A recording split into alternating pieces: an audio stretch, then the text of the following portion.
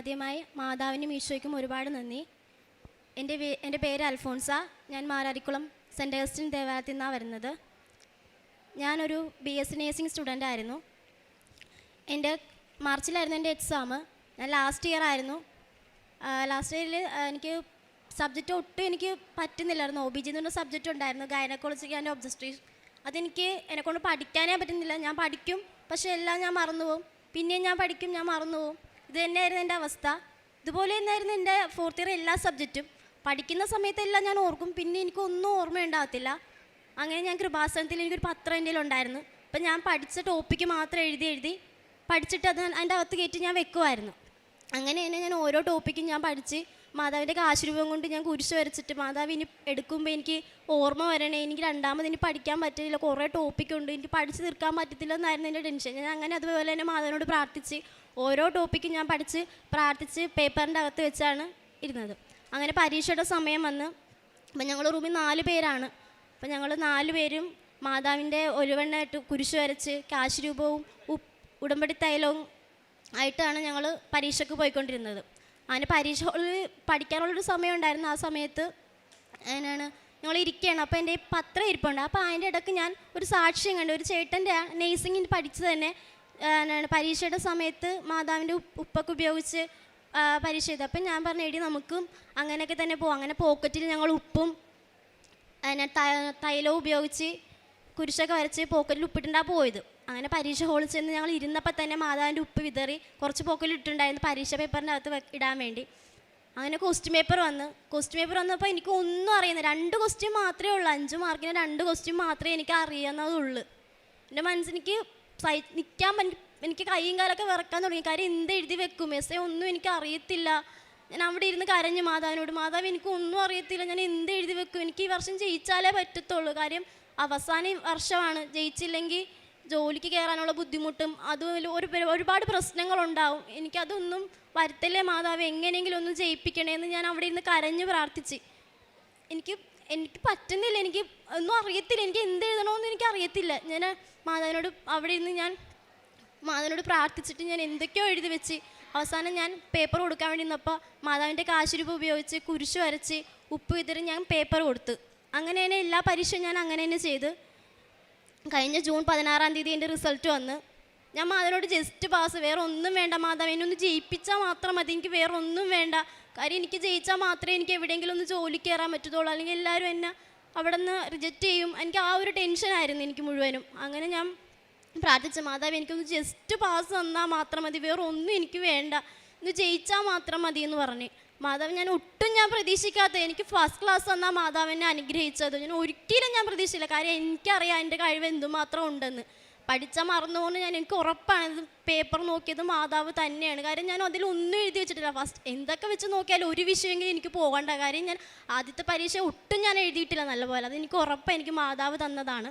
പിന്നെ രണ്ടാമത്തെ സാക്ഷ്യം എന്ന് പറയുന്നത്, ഞാൻ നേഴ്സിംഗ് പഠിക്കുന്നത് ആന്ധ്രയിലാണ്. അപ്പോൾ അവിടെ 3,70,000 രൂപയാണ് എനിക്ക് ഫീസ്. ഞാൻ 50,000 രൂപ അടച്ചിട്ടുള്ളൂ. അങ്ങനെ എപ്പോഴും ഫീസ് അടക്കാൻ വേണ്ടി അവർ നിർബന്ധിക്കത്തൊന്നുമില്ല. പക്ഷേ ലാസ്റ്റ് ഇയർ ആയതുകൊണ്ട് ഫീസ് അടക്കാതെ ഹോൾ ടിക്കറ്റ് തരത്തില്ലെന്നാണ് അവർ പറഞ്ഞത്. അപ്പോൾ അത് എൻ്റെ അപ്പ മത്സ്യത്തൊഴിലാളിയാണ്, അമ്മ മീൻ കച്ചവടമൊക്കെയാണ്. അപ്പോൾ എന്നെക്കൊണ്ട് അത് ഒട്ടും 3 ലക്ഷം രൂപയൊന്നും പെട്ടെന്ന് അടക്കാൻ പറ്റുന്നൊരു സാഹചര്യം അല്ലായിരുന്നു. അങ്ങനെ ആകെയുള്ളത് ഞങ്ങളുടെ വീട്ടിലെ പ്രമാണം മാത്രമാണ്.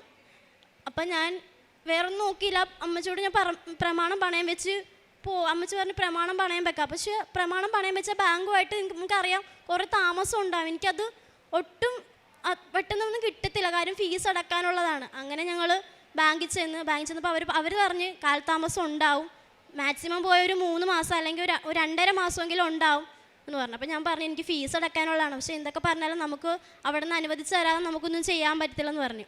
അന്ന് ഞാൻ കാശുരൂപവും ഉപ്പും കൊണ്ടാണ് മാനേജറിൻ്റെ റൂമിൽ കയറിയത്.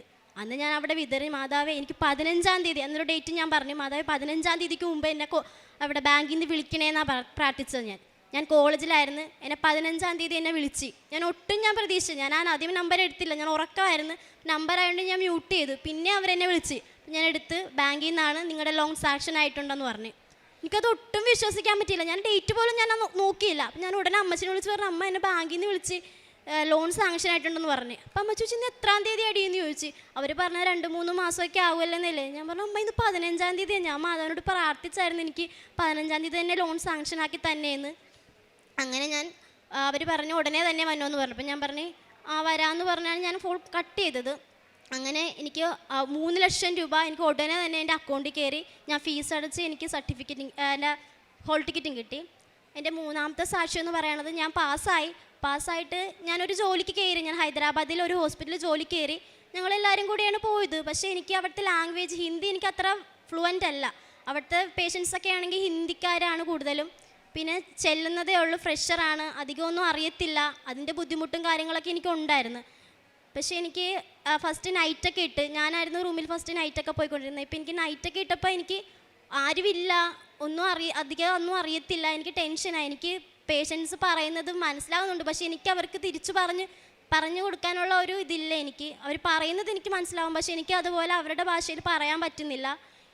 അവരെന്നോട് ചൂടാനൊക്കെ തുടങ്ങി. എനിക്ക് ഒട്ടും സഹിക്കാൻ പറ്റുന്നില്ല. എനിക്ക് ടെൻഷനായി. ഞാൻ എന്ത് ചെയ്യും, എനിക്കൊന്നും അറിയാൻ പാടില്ല. ഞാൻ അവിടെ നിന്ന് കരച്ചിലായി. എപ്പോഴും എൻ്റെ പോക്കറ്റ് കാശ് രൂപ ഉണ്ടാവും, എപ്പോഴും എൻ്റെ കൊന്തയിൽ കാശ് രൂപ. അതുമായിട്ട് ഞാൻ എപ്പോഴും പോകണം. എവിടെ പോയാലും എവിടെ ചെറിയൊരു സ്ഥലത്ത് പോകണമെങ്കിൽ പോലും എനിക്ക് എപ്പോഴും കാശ് രൂപ ഉണ്ടാവും എൻ്റെ കൂടെ. അപ്പം ഞാൻ പോക്കറ്റിൽ നിന്ന് കാശ് രൂപ എടുത്ത് മുറുക്കി പിടിച്ച് ഞാൻ കരഞ്ഞു, മാതാവ് എനിക്ക് പറ്റുന്നില്ല ഈ ഹോസ്പിറ്റലിൽ, എനിക്ക് ഇവിടെ നിന്ന് എങ്ങനെയെങ്കിലും ഒന്ന് മാറ്റി തന്നെയെന്ന് പറഞ്ഞ്. അടുത്ത ആഴ്ച അപ്പോൾ എൻ്റെ കൂട്ടുകാർക്കൊക്കെ ഡെങ്കിപ്പനി അടിച്ച്. അപ്പോൾ അവരെ വീട്ടിലോട്ട് കൊണ്ടുപോകാൻ വേണ്ടി ഞങ്ങൾ 4 പേരായിരുന്നു. അപ്പോൾ 4 പേരും ഞങ്ങൾ പോന്നു. പിന്നെ ഞങ്ങൾ ആ ഹോസ്പിറ്റലിലോട്ട് പോയിട്ടില്ല.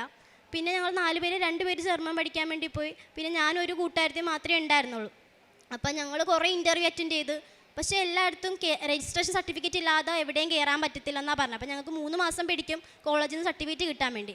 ഞാൻ എല്ലാ ഹോസ്പിറ്റലിലും ഞങ്ങൾ എല്ലായിടത്തും തിരക്കിയിട്ട് പറഞ്ഞ് രജിസ്ട്രേഷൻ ഇല്ലാതെ ഒന്നും നടക്കത്തില്ല, എന്തൊക്കെ വന്നാലും രജിസ്ട്രേഷൻ വേണമെന്ന് പറഞ്ഞു. അങ്ങനെ പ്രാർത്ഥിച്ച് കോയമ്പത്തൂർ ഹോസ്പിറ്റൽ വിളിച്ച് അങ്ങനെ ഇൻ്റർവ്യൂ അറ്റൻഡ് ചെയ്ത്. അവൾക്ക് കിട്ടി, എനിക്ക് കിട്ടിയില്ല. അതെന്നെ ശരിക്കും അങ്ങനെയല്ല, ഒറ്റപ്പെട്ടു പോയെന്നുള്ളൊരു സങ്കടമായിരുന്നു എനിക്ക്.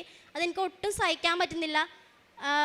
പിന്നെ ഞാൻ കുറേ ഹോസ്പിറ്റൽ വിളിച്ചിട്ട് ഒന്നും വേക്കൻസി ഇല്ല, ഫ്രഷേഴ്സിന് വേണ്ട, എക്സ്പീരിയൻസ് ഉള്ളവരെയൊക്കെ മാത്രമേ എടുക്കുന്നുള്ളൂ എന്ന് അത് എനിക്ക് പറ്റുന്നില്ല. അപ്പം ഞാൻ പിന്നെ പള്ളിയിൽ പോകാൻ തുടങ്ങി. ഞാൻ ആ പള്ളിയിൽ പോകാൻ തുടങ്ങിയപ്പോൾ ഓരോരുത്തരും കാണാൻ ചോദിക്കാൻ തുടങ്ങി, എന്താ ജോലിക്ക് കയറുന്നില്ല, ഒന്നും ആയില്ലേ.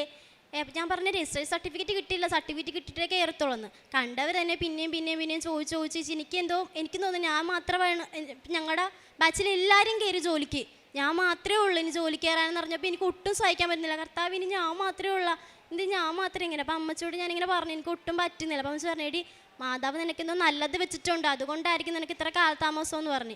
നീ എന്തായാലും കൃപാസനത്തിൽ പോയി പത്രമൊക്കെ മടക്ക്, നീ ഒന്നും ഇത്ര വരെ ഞാൻ കോളേജിലായതുകൊണ്ട് അങ്ങനെ കാരുണ്യ പ്രവൃത്തികളൊന്നും ചെയ്യാൻ എനിക്ക് പറ്റിയിട്ടില്ല. അപ്പം അമ്മച്ച പറഞ്ഞു പത്രം പോയി മടക്ക്, പറ്റുന്ന ദിവസമൊക്കെ പത്രം പോയി മടക്കുന്നത്. അങ്ങനെ ഞാൻ പത്രമൊക്കെ മടക്കാൻ വേണ്ടി വന്നു. പിന്നെ ഇതുപോലെ ഒരു കോയമ്പത്തൂർ ഹോസ്പിറ്റലിൽ ഞാൻ വിളിച്ചേക്കി, അവിടെ പോയി അറ്റൻഡ് ചെയ്ത്. എന്നിട്ട് എനിക്ക് കിട്ടിയില്ല. അപ്പോൾ എനിക്ക് ശരിക്കും പറ്റുന്നില്ല. മാതാവ് ഞാൻ എവിടെ ചെന്നാലും എന്നെ റിജക്റ്റ് അടിക്കുകയാണല്ലോ, എനിക്ക് എന്താ ഇങ്ങനെ സംഭവിക്കണം, ഞാൻ എന്താ ഇങ്ങനെ എനിക്ക് മാത്രം എന്താ ഇങ്ങനെയൊക്കെ ഞാൻ കുറേ ഞാൻ കരഞ്ഞിട്ടുണ്ട് ഇവിടെ വന്ന്. അങ്ങനെ ഇവിടെ ഞാൻ മാതാവിനെ ഉമ്മച്ച്, മാതാവ് ഞാൻ ഏത് ഹോസ്പിറ്റലിൽ പോകണം, നാട്ടിൽ നിൽക്കണം, അതോ ഞാൻ പുറത്ത് പോകണം, ഞാൻ ആഗ്രഹിച്ച സ്ഥലത്ത് പോകണം. എനിക്ക് കോയമ്പത്തൂർ ഇഷ്ടമാണ്, കാര്യം എനിക്ക് തമിഴൊക്കെ കുറച്ചൊക്കെ അറിയാം, എനിക്ക് പിടിച്ച് നിൽക്കാൻ പറ്റുമെന്നൊരു വിശ്വാസം എനിക്കുണ്ട്.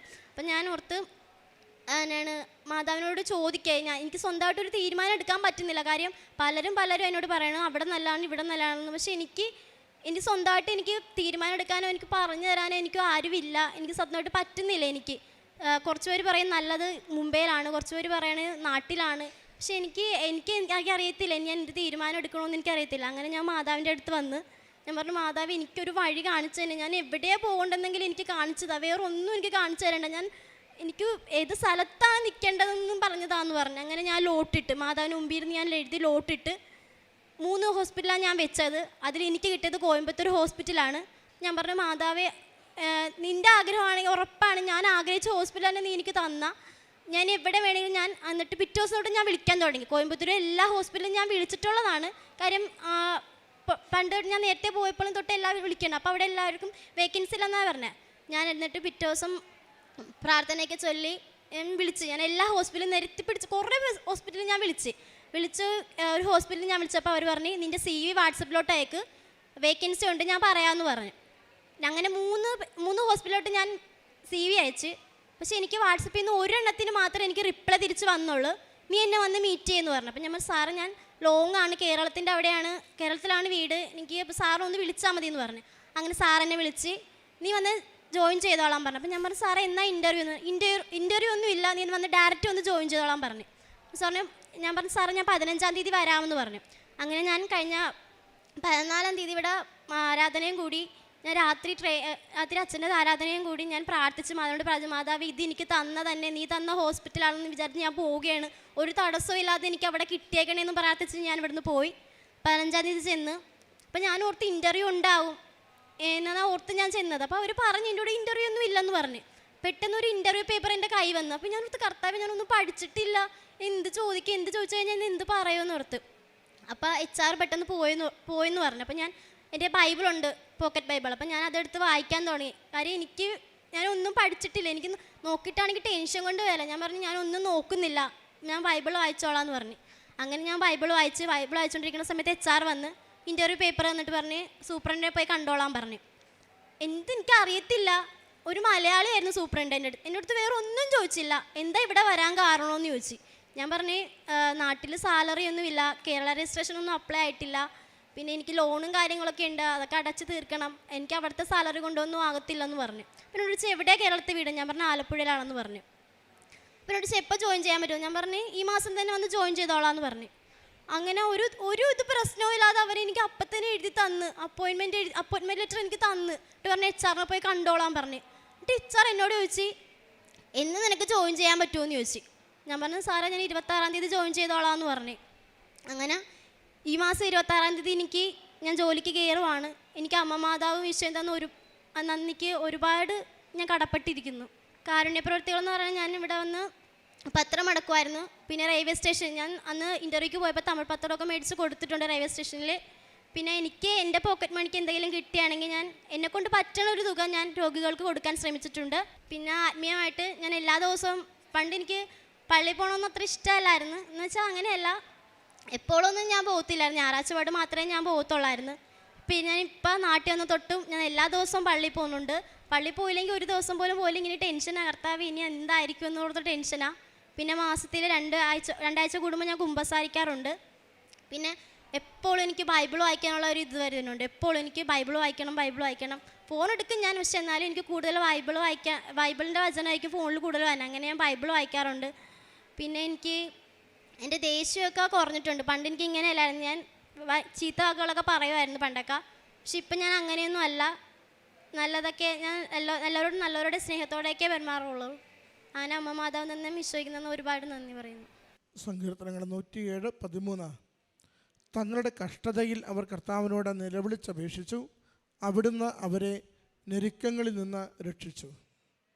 അൽഫോൻസ എന്ന ഈ മകൾ തൻ്റെ പഠനകാലത്തെ ദൈന്യതകൾ, ജോലിക്ക് വേണ്ടിയുള്ള അന്വേഷണങ്ങൾ, സാമ്പത്തിക ഞെരുക്കങ്ങൾ മൂലമുണ്ടാകുന്ന കഷ്ടതകൾ, അതൊക്കെയാണ് തൻ്റെ ഈ ഉടമ്പടി സാക്ഷ്യത്തിലൂടെ നമ്മളോട് പങ്കുവെച്ചത്.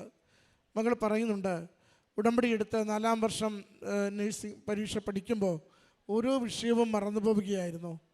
പഠിക്കുന്നതൊക്കെ ആ അല്പസമയം കഴിയുമ്പോൾ തന്നെ ഒന്നും മനസ്സിലാവാത്ത വിധം ആദ്യം കാണുന്നത് പോലെ ഏറെ ക്ലേശം തൻ്റെ പഠന മേഖലയിൽ സംഭവിച്ചിരുന്നു.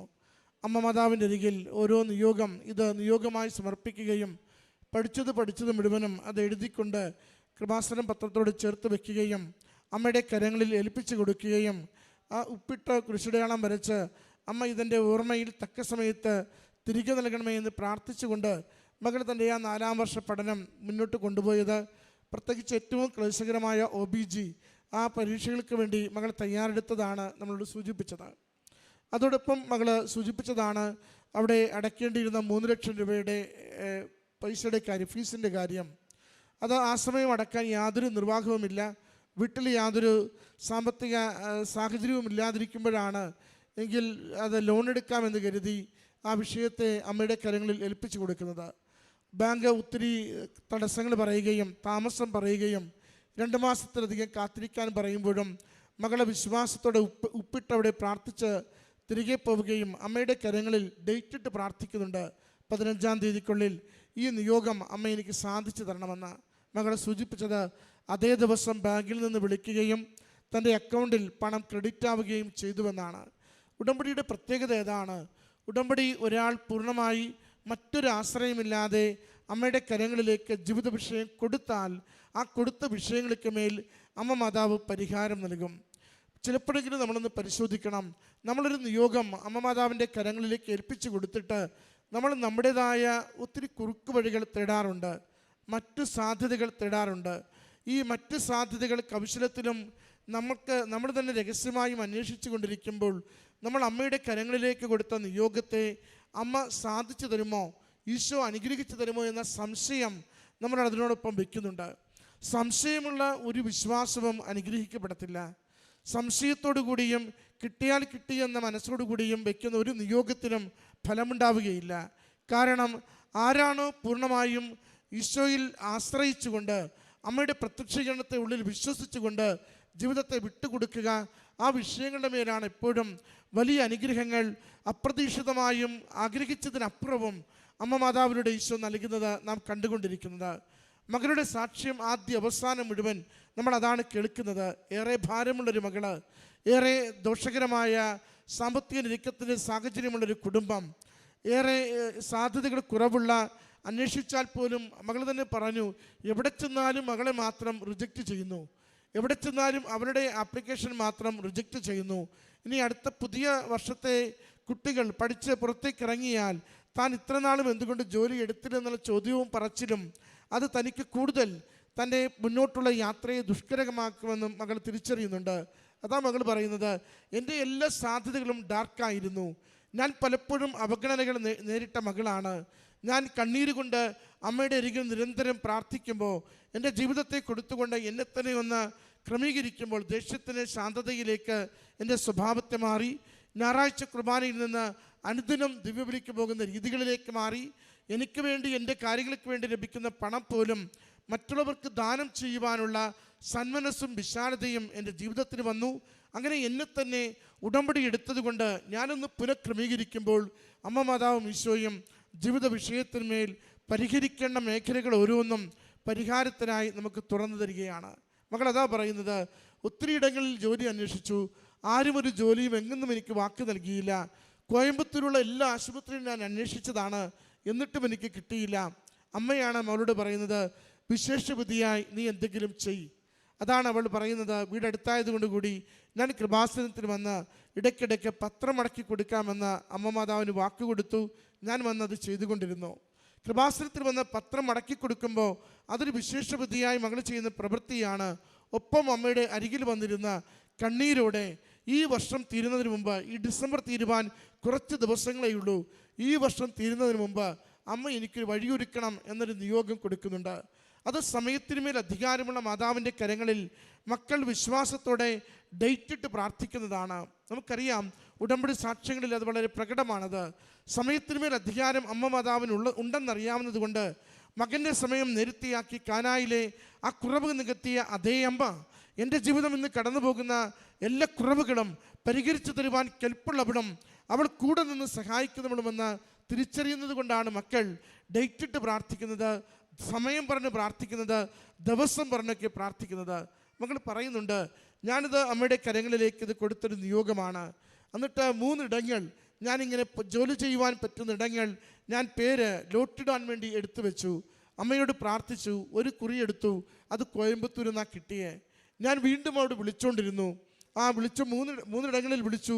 ഒരിടത്തു നിന്ന് റിപ്ലൈ വന്നു. അവിടെ അവർ ചെല്ലാനാ പറഞ്ഞേ, പോകാൻ പണമില്ലാത്തത് കൊണ്ട് ഞാനത് ഫോണിലൂടെ ആകാമെന്ന് പറഞ്ഞു. ഫോണിലൂടെ അവരൊന്ന് കേട്ടു. ഒരു ഇൻ്റർവ്യൂ ഇല്ലാതെ, ഒരു പരീക്ഷയില്ലാതെ അമ്മ മാതാവ് എനിക്ക് കൃത്യമായിട്ട് ജോലി ഒരുക്കി തന്നുവെന്ന്. പ്രിയമുള്ളവരെ, ആരൊക്കെ അഗതികളാണോ, ആശ്രയമില്ലാത്തവരാണോ, കണ്ണീര് മാത്രമുള്ളവരാണോ, തകർച്ചയും പരാജയവും മാത്രം അനുഭവിച്ച് ജീവിതം മുന്നോട്ട് പോകുന്നവരാണോ, ശിരസീർത്ത് നിൽക്കുവാനാവാത്ത വിധം മറ്റുള്ളവരുടെ മുമ്പിൽ ഇകഴ്ന്ന് ജീവിക്കുന്നവരാണോ, ആ ദുരന്ത ജീവിതങ്ങളെയെല്ലാം അമ്മ മാതാവ് ഈ ആലയത്തിലേക്ക് വിളിക്കുകയാണ്. നിങ്ങളുടെ ജീവിതത്തിൻ്റെ ദുരിതങ്ങളും ഭാരങ്ങളും തകർച്ചകളും രോഗങ്ങളുമായി എൻ്റെ അരികിൽ വരിക. എൻ്റെ മകൻ നിങ്ങൾക്ക് വേണ്ടി എന്താണോ വേണ്ടത് അത് ചെയ്തു തന്ന് കൂടെ നിന്ന് സഹായിക്കുമെന്ന് മകൾ പറയുന്നുണ്ട്. ഈ സമയ ചുരുക്കത്തിൻ്റെ സാക്ഷ്യമാണിത്. കുറച്ച് നാളേ ആയുള്ളൂ മകൾ അമ്മ മാതാവിൻ്റെ അരികിൽ ഈ ഒരു ജോലി ഈ വർഷം തീരുന്നതിന് മുമ്പ് വേണമെന്ന് പറഞ്ഞിട്ട് അവളുടെ ഭാരങ്ങൾ നീക്കുവാൻ, ജീവിതത്തിനൊരു വെളിച്ചം കൊടുക്കുവാൻ അമ്മ വഴി തുറന്ന് സഹായിച്ചതിനെയാണ് ഈ അൾത്താരയിൽ സാക്ഷ്യപ്പെടുത്തിയത്. നമുക്കും ഇത് സാധിക്കും. സംശയമില്ലാതെ പ്രാർത്ഥന കൊടുക്കണം, സംശയമില്ലാതെ നിയോഗം കൊടുക്കുക, വിശ്വസ്തയോടുകൂടി ഉടമ്പടി ജീവിക്കുവാൻ തീരുമാനിക്കുക. നമ്മൾ തന്നെ തിരിച്ചറിയുന്ന ഉടമ്പടിയിൽ നമ്മൾ വരുത്തിയിരിക്കുന്ന അലസതകൾ, വേണ്ടെന്ന് വെക്കലുകൾ, അവ ഉപേക്ഷിച്ചുകൊണ്ട് ദൈവസന്നിധിയിൽ കൂടുതൽ ശരണപ്പെടുക. ആത്മീയ ജീവിതം ശുദ്ധമാകുമ്പോൾ, ദൈവസ്നേഹത്തോടുകൂടി കാരുണ്യ പ്രവൃത്തികൾ ശക്തി പ്രാപിക്കുമ്പോൾ, ഒരു മടിയുമില്ലാതെ എല്ലാവരോടും അമ്മ മാതാവിനെയും ഈശോയെയും കുറിച്ച് പറയുവാൻ നമ്മൾ നാവിന് ബലമുള്ളവരാകുമ്പോൾ, നമ്മുടെ ജീവിത വിഷയങ്ങൾക്ക് മേൽ ദൈവിക തീരുമാനം അമ്മ അത്ഭുതകരമായി നടത്തിത്തരുന്നത് നമുക്ക് കാണുവാനാകും. ഈ മകൾക്ക് ലഭിച്ച എല്ലാ അനുഗ്രഹങ്ങൾക്കും അമ്മ മാതാവിനും തിരുക്കുമാരനും നന്ദി പറഞ്ഞുകൊണ്ട് കരങ്ങളടിച്ച് ഈ സാക്ഷ്യം നമുക്ക് സമർപ്പിക്കാം. അത്യപൂർവ ദൈവാനുഭവങ്ങൾ ഇനി നിങ്ങൾക്കും സ്വന്തം. ഈ യൂട്യൂബ് ചാനൽ ഇതുവരെ സബ്സ്ക്രൈബ് ചെയ്തിട്ടില്ലെങ്കിൽ ഇപ്പോൾ തന്നെ സബ്സ്ക്രൈബ് ചെയ്യുക. ഈ വീഡിയോ ഇപ്പോൾ തന്നെ നിങ്ങളുടെ സുഹൃത്തുക്കൾക്ക് ഷെയർ ചെയ്തുകൊണ്ട് കർത്താവിന്റെ പ്രേക്ഷിതരാകുക.